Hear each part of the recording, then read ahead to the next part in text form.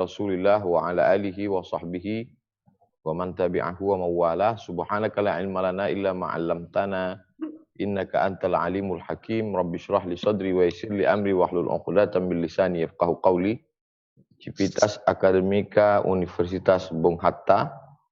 Insyaallah semuanya dimuliakan Allah Subhanahu wa taala. Amin ya rabbal alamin. Amin ya rabbal alamin. Dalam Islam kita diperintahkan untuk mengikut Nabi Muhammad SAW dalam segala aspek kehidupannya. Itu kalau kita katakan tidak ada dalam agama lain, mungkin orang akan mengatakan itu apologi, hanya pembelaan terhadap agama sendiri. Karena tentu sebagai seorang Muslim kita akan membela Nabi Muhammad SAW. Kita akan mengatakan agama kita lah yang terbaik. Karena memang itu agama kita. Tapi sebenarnya orang lain yang meneliti agama ini secara fair, secara jujur, yaitu dari kalangan para orientalis, juga mengatakan demikian. Karena segala aspek kehidupan itu ada dalam diri Nabi Muhammad SAW. Nabi Muhammad SAW sebagai seorang pemuda yang mandiri, ada. Nabi Muhammad sebagai kepala rumah tangga, ada. Nabi Muhammad sebagai kepala pemerintahan, ya. Nabi Muhammad sebagai tokoh agama, ada. Oleh sebab itu, diri Nabi Muhammad SAW itu seperti permata yang punya banyak aspek, punya banyak sisi. Lalu kemudian sebagai panglima perang. Pada kesempatan ini, sebagai pengantar dialog kita, saya akan jelaskan 5 aspek kehidupan Nabi SAW. Pertama adalah aspek sebagai seorang pemuda. Kita tahu hari ini banyak pemuda yang begitu gagah perkasa memperlihatkan dirinya di awal bulan karena kebetulan transfer ATM masih penuh, orang tua masih hidup, ayah orang kaya, emak bangsawan. Dan itu tidak ada pada diri Nabi Muhammad SAW. Dia seorang pemuda yang mandiri. Dia tidak pernah meminta uang kepada ayahnya karena 2 bulan dalam kandungan ayahnya sudah meninggal dunia.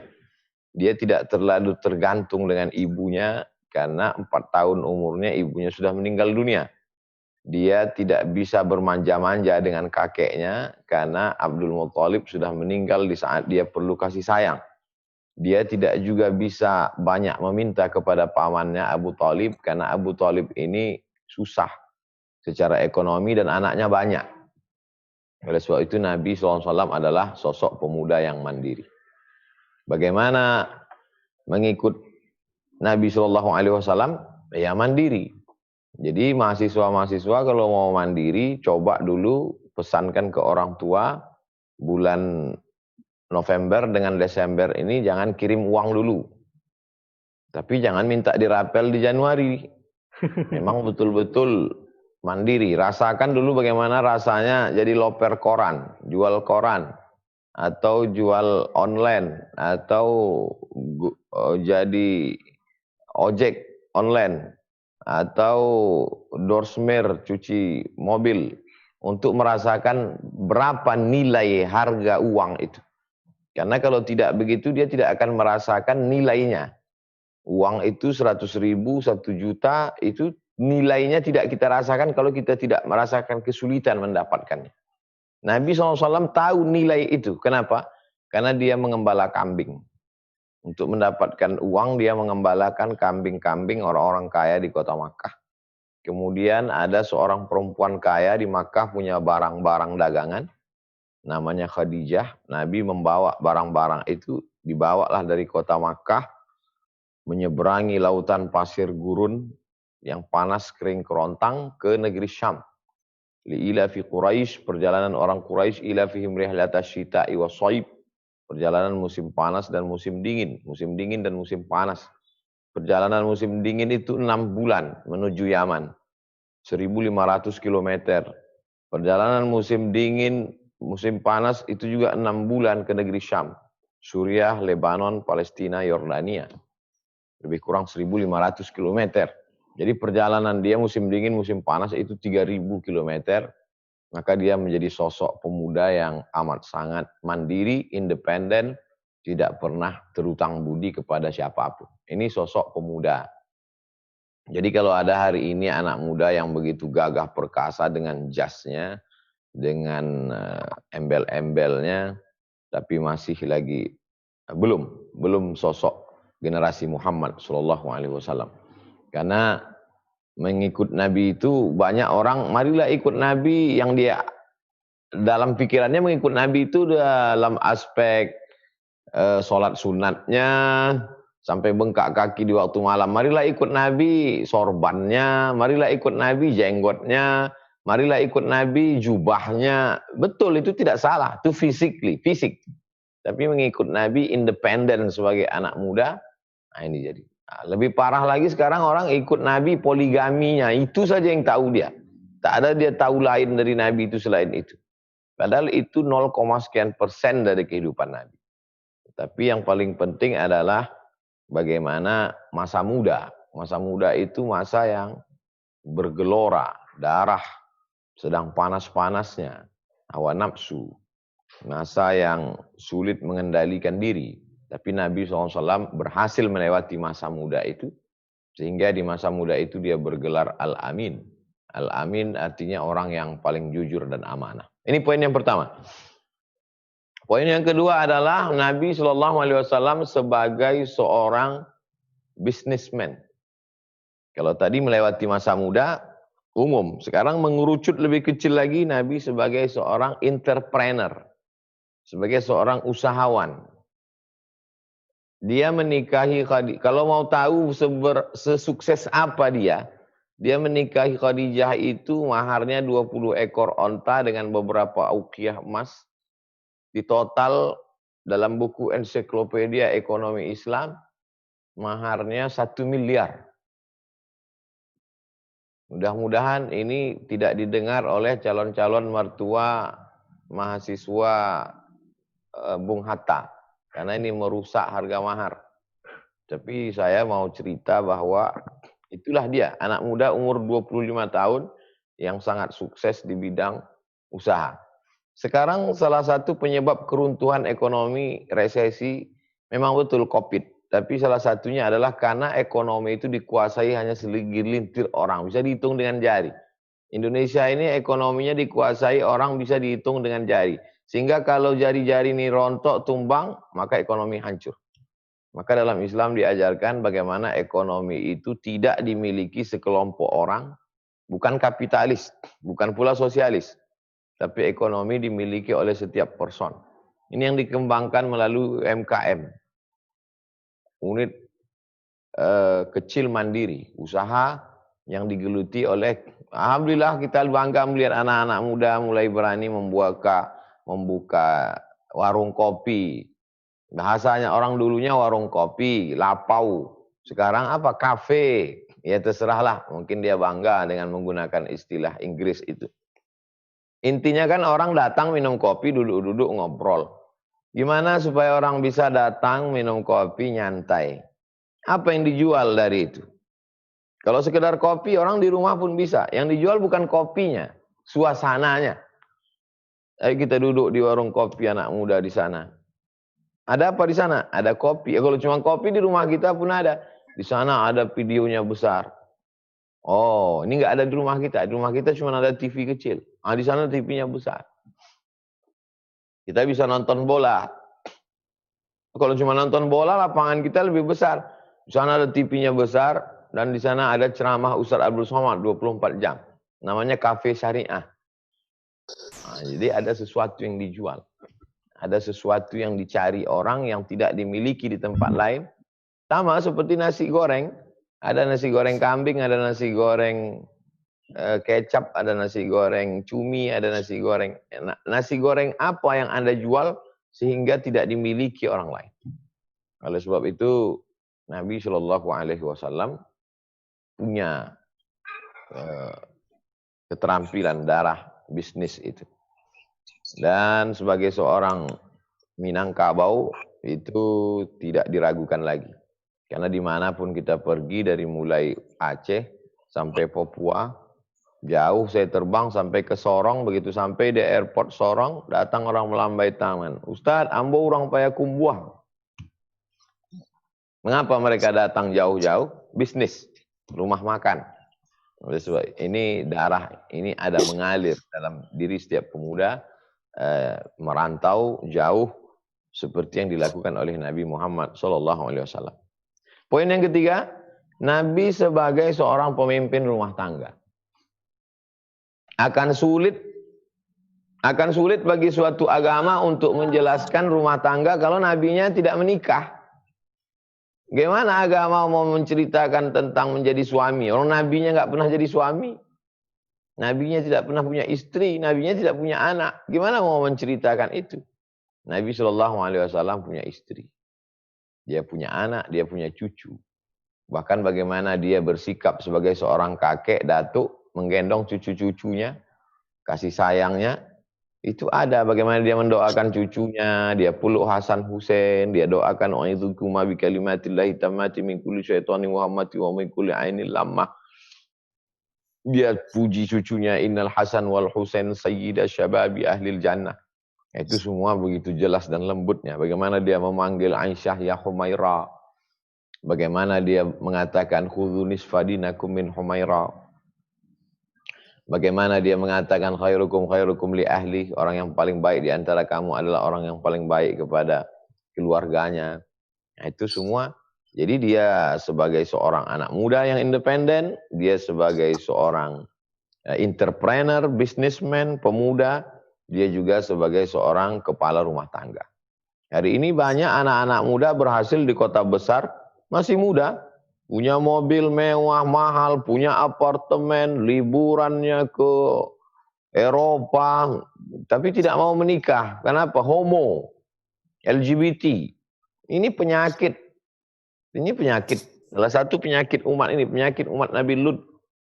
Dan ini disupport oleh dunia internasional. Bahkan beberapa produk-produk mensupport itu. Na'udzubillah. Penyakit ini adalah dilaknat Allah Subhanahu wa taala. Ja'alna 'aliyaha safilaha. Kami jadikan bagian bawah naik ke atas, yang atas turun ke bawah.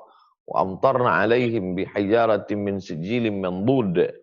Kami hujani mereka dengan batu-batu yang dibakar. Ini satu kampung Pompei namanya, hancur ditimpa oleh lahar.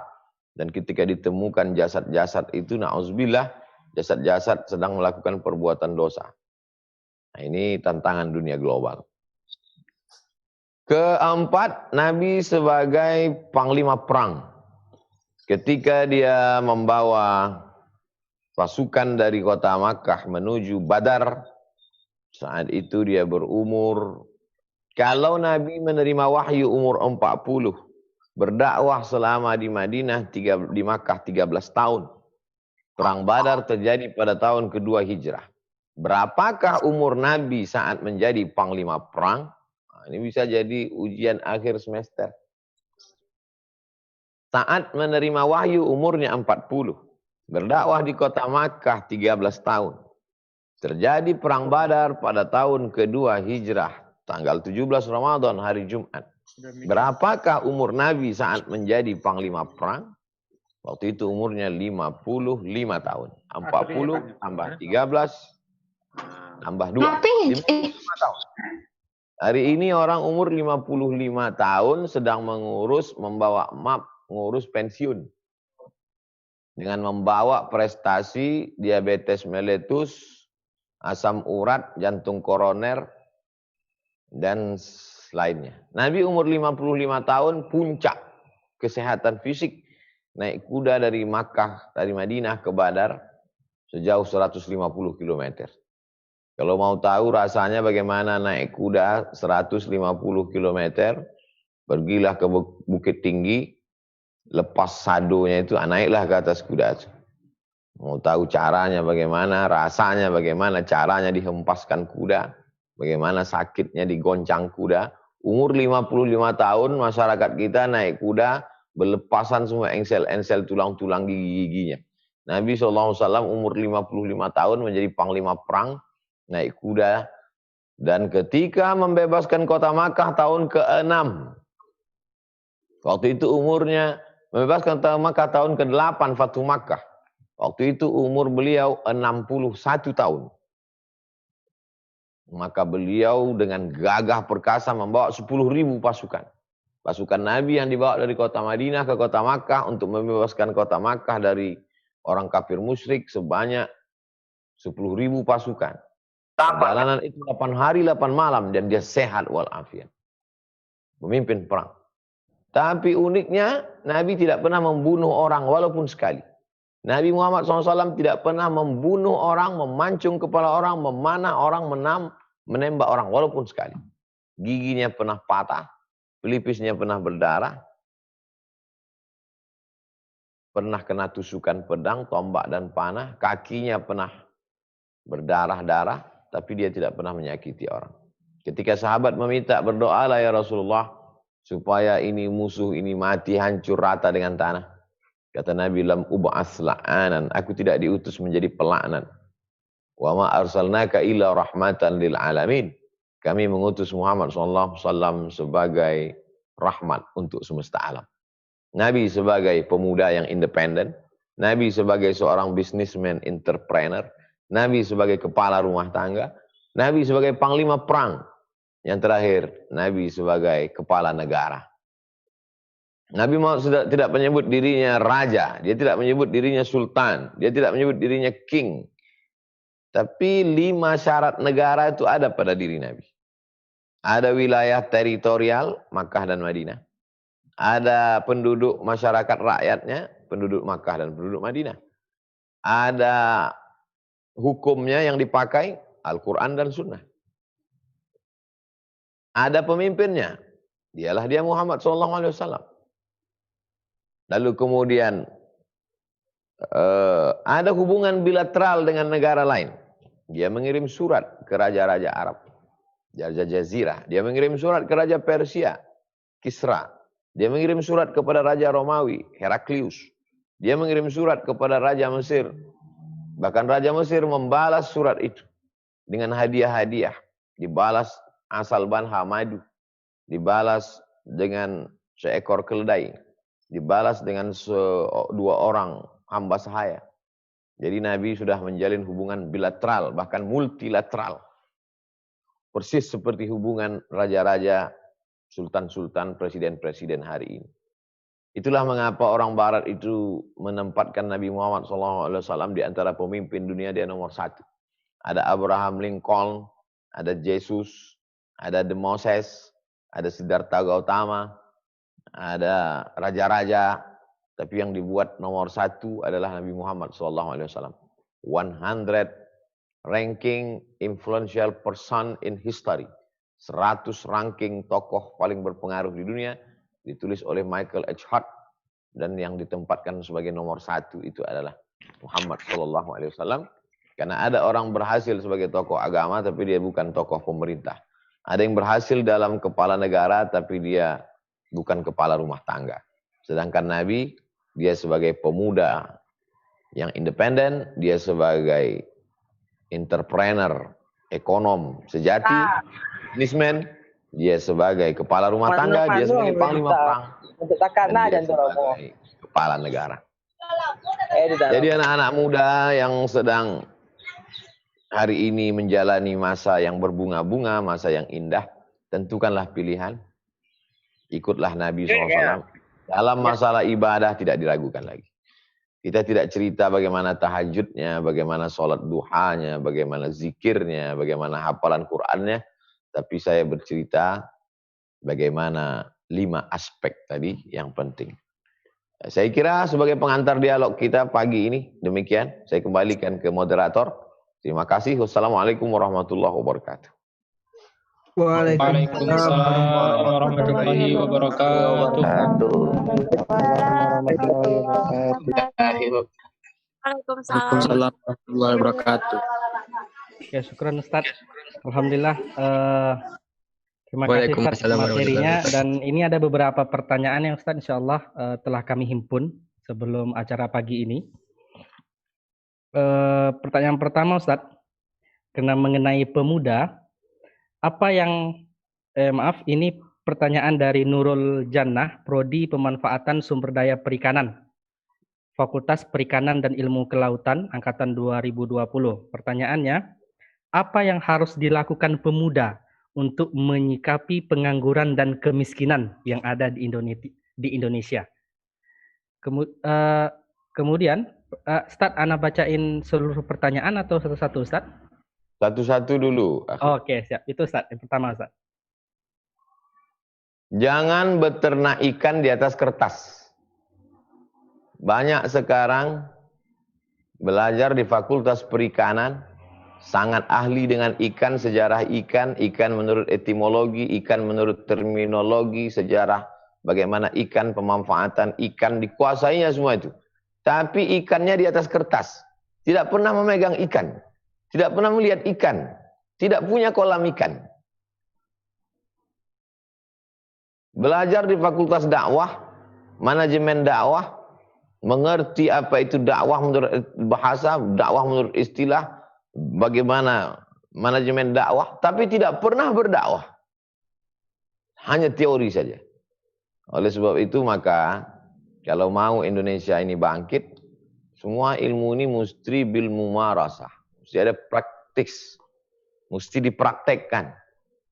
Nah, adik-adik, bil khusus karena yang bertanya ini dari perikanan, cobalah membuat kolam ikan, karamba ikan. Saya baru pulang dari Banjarmasin, menelusuri tepi sungai Martapura, melihat bagaimana orang pasar tradisional yang masih pakai sistem barter. Yang dulu ada iklan di RCTI, oke, perempuan tua sambil mengangkat tangan, ternyata pasar itu sampai sekarang masih ada. Jadi di tepi pasar itu, di tepi sungai itu sepanjang perjalanan, itu orang beternak ikan. Modalnya hanya jaring, kayu dengan drum kosong. Supaya dia mengapung di atas. Jadi saya tanya, apa ini Pak? Inilah ternak ikan, modalnya tidak terlalu banyak Pak Ustadz. Hanya dengan kayu, drum kosong, dan jaring, bibit ikan. Karena makanannya nanti air sungai ini mengalir. Jadi sekarang ini yang jadi masalah, dari Fakultas Pertanian, tapi kerjanya jadi teller di bank. Saya tidak mengatakan ini salah, tapi secara pendidikan ini mubazir. 4 tahun dia belajar tentang pertanian, tidak menanam apa-apa, sementara tanah kita tongkat dan batu jadi tanaman. Gemah ripah loh jenawi. Berapa banyak tanah kosong, kenapa tidak ditanam kacang tanah? Orang Amerika itu petani, Presiden Amerika petani. George Bush itu petani kacang tanah. Lalu kemudian potensi sagu kita luar biasa. Sagu kita nomor 2 di dunia. Orang sangat melirik. Sagu ini tanaman kalau sudah ditanam tidak mati-mati. Ini aspek pertanian. Perikanan kita pula segalanya ada. Dari mulai udang, lobster. Saya pergi ke Sabang, itu lobster itu luar biasa di Sabang. Bagaimana lobster itu pada musim bertelur, ada beberapa makhluk ciptaan Allah yang datang pada musim berkembang biak itu di tempat kita justru. Karena kita ini daratannya subur, kemudian lautnya juga luas, lalu kemudian hasil tambangnya di dalam itu dari mulai emas, perak, batu bara. Ini kalau anak muda ini tidak menggeluti ini, khawatir kita hanya menjadi kuli di negeri kita sendiri. Yang menjadi tuan rumahnya dari sejak zaman penjajahan, menjadi tuan rumahnya Belanda, Jepang, dan sekarang Belanda, Jepang, lalu kemudian Amerika, dan sekarang beralih ke Cina. Akhirnya kita hanya berganti majikan saja. Dulu majikan kita Belanda, habis itu Jepang, habis itu Amerika bertahun-tahun, sekarang terjadi peralihan. Pergesekan antara majikan Amerika dengan perusahaan-perusahaan Freeport, Newmont, Caltech, Chevron Amerika. Sekarang terjadi pergeseran, Amerika tersingkir, masuk Cina. Lalu di mana kita sebagai anak bangsa? Oleh sebab itu, ini anak-anak muda mesti berperan. Mesti berperan, kalau tidak, na'udzubillah. Buah-buahan kita, saya di Bukit Tinggi makan jeruk. Kelihatannya jeruknya tidak meyakinkan, kecil. Tidak sampai sebesar genggaman tangan. Kulitnya hijau. Tapi begitu dibuka, manisnya luar biasa. Saya tanya, ini di mana pohonnya? Pohonnya tidak ada di Bukit Tinggi, Pak Ustadz. Dari mana? Dari Thailand. Orang Thailand mengkawinkan tanaman ini. Bagaimana jeruk itu dibuatnya tidak ada biji. Dan manisnya luar biasa. Bentuknya bentuk jeruk, tapi rasa manisnya itu udah bukan manis jeruk. Bagaimana mereka mengkawinkan ini? Padahal dulu mereka ini belajarnya di IPB, Institut Pertanian Bogor. Tapi mereka mengembangkannya luar biasa. Dari mulai jeruk, apel, mangga dikembangkan sampai korma. Sekarang orang kalau mau beli korma, bibit korma tropis, 2 saja. Yang pertama Inggris, yang kedua Thailand. Orang Thailand mengembangkan kurma itu, lalu kemudian yang makan kurmanya, Allahumma lakasumtu wa bika amantu, orang kita. Ternyata yang kita beli kurma adalah kurma tropis dari Thailand. Nah, ini tantangan buat anak-anak muda, pemuda kampus. Khususnya unjuk rasa boleh, karena itu bagian dari demokrasi. Tapi habis waktu untuk unjuk rasa, sampai lupa penelitian, sampai lupa ikan, lupa pertanian, jangan sampai. Karena kalian tetaplah jadi sarjana perikanan, sarjana pertanian. Saya kira demikian. Wallahu a'lam bishawab. Syukran Ustaz. Pertanyaan kedua Ustaz dari Yolanda Putri, Prodi Ilmu Hukum, Fakultas Hukum.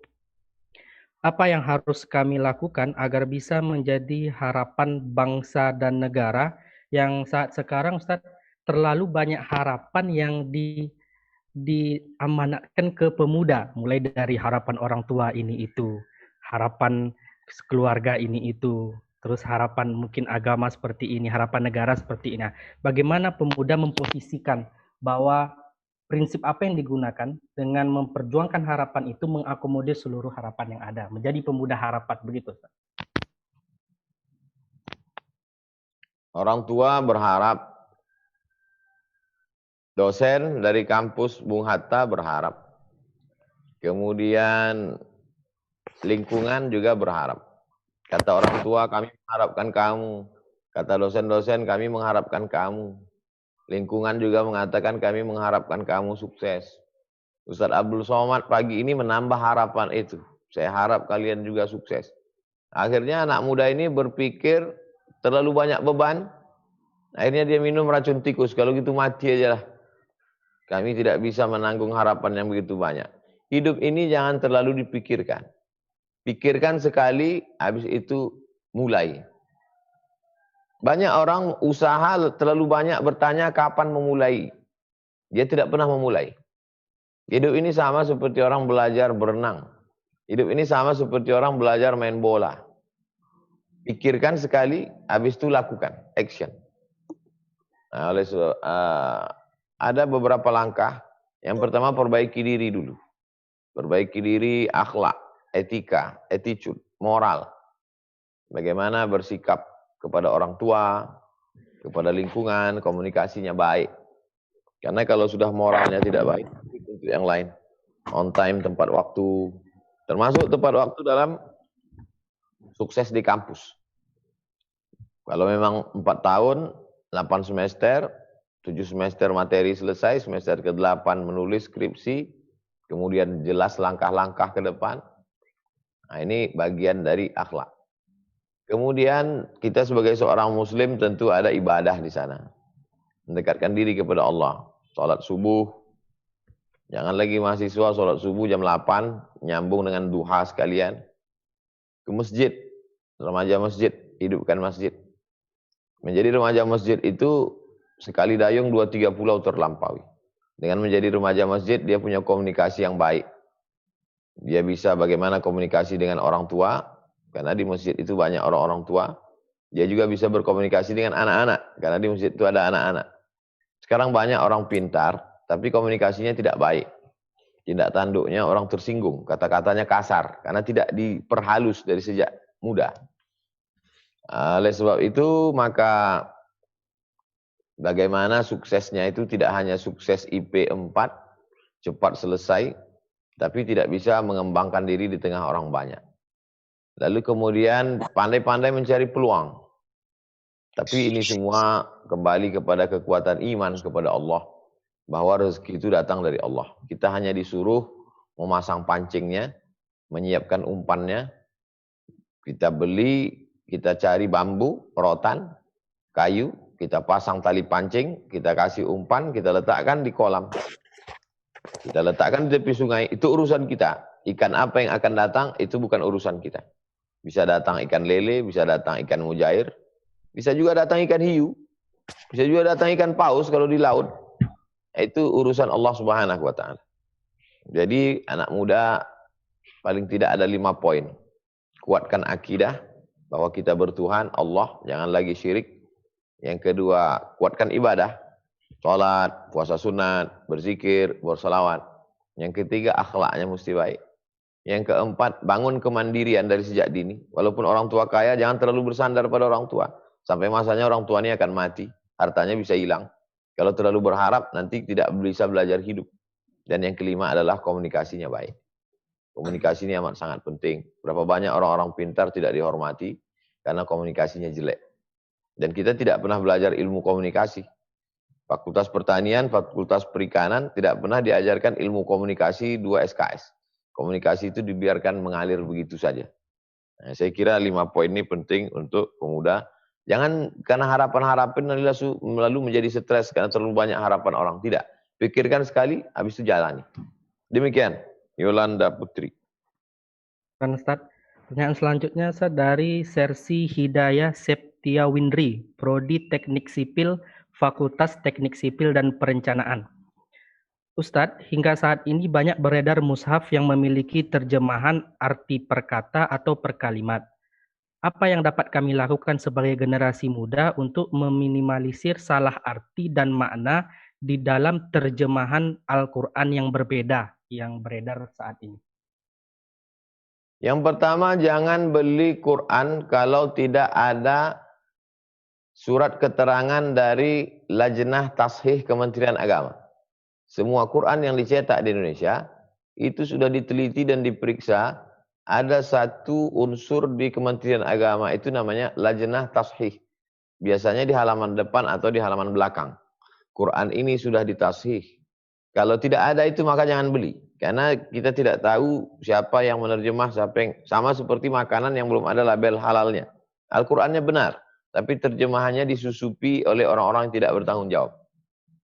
Yang kedua, terjemahan per kata itu bukan referensi primer, referensi inti. Terjemahan per kata hanya untuk memudahkan memahami per kata. Ya ayyuha, hai orang-orang, allazina yang amanu beriman, kutiba diwajibkan, alaikum bagi kamu, siyam puasa, kama sebagaimana, kutiba diwajibkan, ala kepada, allazina orang-orang yang min qablikum sebelum kamu, la'allakum mudah-mudahan kamu, tatakun takwa. Itu hanya membantu. Adapun intinya adalah pada tafsir. Oleh sebab itu belilah Quran yang di dalamnya ada 5. Pertama, ada tajwidnya. Kedua, ada terjemah perkataannya. Ketiga, ada asbabun nuzulnya, kronologis sebab turunnya. Keempat, ada di dalam itu tafsirnya. Ada Qur'annya, ada tajwidnya berwarna, idgham, ifa, qalqalah, gunnah, bila gunnah. Ada terjemah perkata, ada asbabun nuzulnya, ada tafsirnya.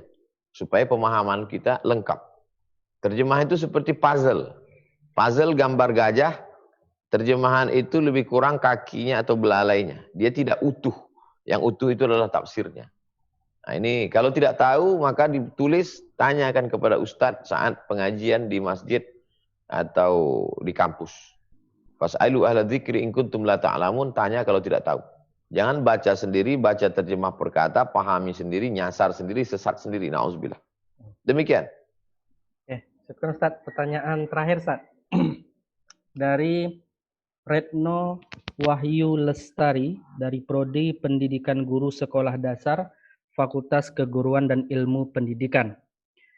Ustadz, di zaman yang katanya hampir menuju hari akhir, apakah yang harus disiapkan oleh umat Islam untuk bisa bersama dengan Nabi Isa alaihissalam memerangi Dajjal al-Masih, dan apa yang harus dilakukan kaum wanita saat hari akhir tiba? Anda sebagai mahasiswa pendidikan guru sekolah dasar, fokus saja di bidang itu. Sekarang orang tua amat sangat khawatir anaknya menjadi ateis. Gerakan ateis, pemurtadan dari mulai kalangan artis-artis, bisnismen-bisnismen muda, begitu viralnya, bangga menjadi orang murtad. Maka orang tua amat sangat takut anaknya murtad. Na'udzubillah, na'udzubillah, na'udzubillah. Takut anaknya otaknya rusak karena sekuler, liberal, komunis, ateis, korban kristenisasi, dan lain sebagainya. Untuk membentengi ini maka, apalagi di perkotaan, ayahnya bisnismen, ibunya wanita karir, anak pendidikan tidak terurus, maka orang tua sangat bergantung kepada sekolah. Inilah peluang mahasiswa Bung Hatta dari jurusan pendidikan guru sekolah dasar. Membuat sekolah full day. Sehingga pagi hari orang mau masuk kantor, dia titipkan anaknya ke sekolah dasar. Lalu kemudian makan siangnya di situ. Nanti sore dia pulang kantor, pulang kerja, pulang dari ruko, pulang dari pasar, jam 5 dia jemput anaknya. Untuk mendidik generasi ini. Maka apa yang disiapkan di selama 8 jam itu. Masuk jam 8 pagi, 9, 10, 11, 12, 1, 2, 3, 4. Mereka sudah menitipkan anaknya 8 jam kepada Anda. Wahai alumni Bung Hatta di pendidikan guru sekolah dasar. Apa yang bisa Anda isi kepada kepala anak ini? Oh, kami bisa mengisikan fisika, kimia, biologi, matematika, bahasa Inggris. Oh, itu semua ada. Orang khawatir anaknya tidak bisa baca Quran. Oleh sebab itu, walaupun dia dari alumni Bung Hatta, dia bukan alumni UIN, dia bukan alumni pesantren, tapi casingnya saja alumni Bung Hatta. Isinya adalah agama. Karena Bung Hatta, Sumatera Barat, Minangkabau, adat Basandi Syarak, Syarak Basandi Kitabullah. Bagaimana antum sebagai alumni Bung Hatta, jurusan pendidikan guru sekolah dasar, punya metode bisa anak-anak ini ngapal cepat juz amma. Syukur-syukur taman SD itu 5 juz hatam. Sehingga ketika anaknya tamat, anaknya menguasai dua-duanya ada. Fisika, kimia, biologi, matematika, bahasa Inggris, tapi juga ada tahfiz Quran, hadis, bahasa Arab, akidah, fikih.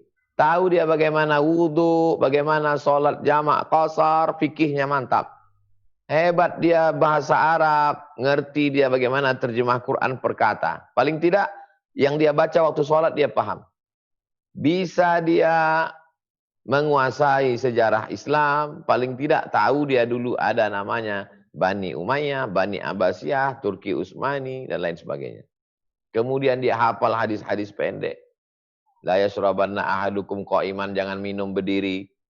Iza akala ahadukum falyakul biyamini, kalau makan pakai tangan kanan. Fa inna syaitana ya'kulu bishimali wa yashrabu bishimali, setan minum pakai tangan kiri, makan pakai tangan kiri. Dilihatnya dosen minum tangan kiri, inilah dosen setan, gitu dia. Lalu kemudian dia hafal Quran. Walaupun hanya juz amma, tapi paling tidak dia di rumah dia akan mampu. Amma yatasa'alun, la uqsimu bihadzal balad, wailul lil mutaffifin, wasyamsi wa du'aha, wan najmi iza hawa. Ini semua adalah bagaimana kita. Dan kalau Anda sebagai, ini kenapa jawaban Ustadz tidak match dengan pertanyaan? Pertanyaan kami kan bagaimana anak muda akhir zaman menyiapkan menghadapi Dajjal. Itulah yang kalian siapkan untuk generasi ini menghadapi Dajjal. Menghadapi Dajjal itu bukan kalian cari Dajjal itu ke lubang Japang. Mencari Dajjal ke pantai-pantai, ke laut, ke hutan. Dajjal itu tak usah dicari, Dajjal itu tak usah ditunggu. Siapkan aja. Siapkan anak-anak ini sesuai dengan jurusan Anda. Kebetulan jurusan Anda pendidikan guru sekolah dasar, siapkan anak-anak ini punya iman yang kuat, punya ibadah yang mantap, punya hafalan Quran. Siapapun yang datang dia sudah siap. Mau Dajjal, mau Iron Man, siapapun datang sudah siap dia udah. Nah, inilah yang penting kalian persiapkan. Saya mau mahasiswa ini fokus dengan jurusannya. Jangan kalian jurusannya pendidikan guru sekolah dasar. Yang dibaca, Dajjal siapa, Dajjal, sejarah Dajjal. Enggak connect. Dajjal itu tak perlu kalian pelajari.